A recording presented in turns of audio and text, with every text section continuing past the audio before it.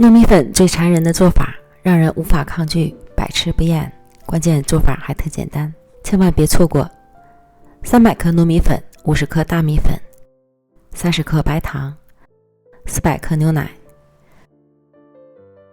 多搅拌一会儿，成为均匀细腻的糯米糊。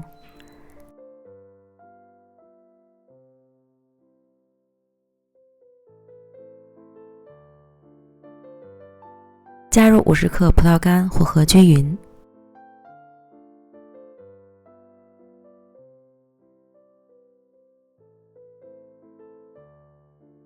倒入模具，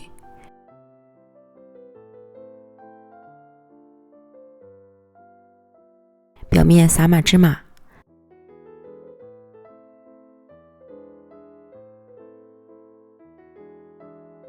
水开后蒸30分钟。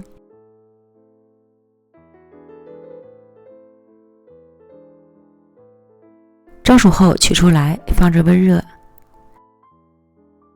揭去油脂，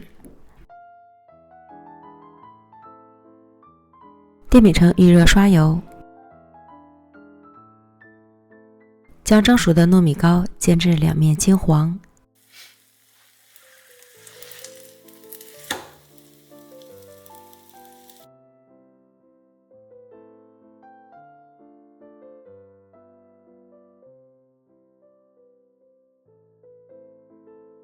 出锅，放凉切块，令人百吃不厌的香煎糯米糕就完成了。表面焦香酥脆，内里柔软糯叽，好吃到令人无法抗拒，越吃越上瘾。赶快安排起来吧。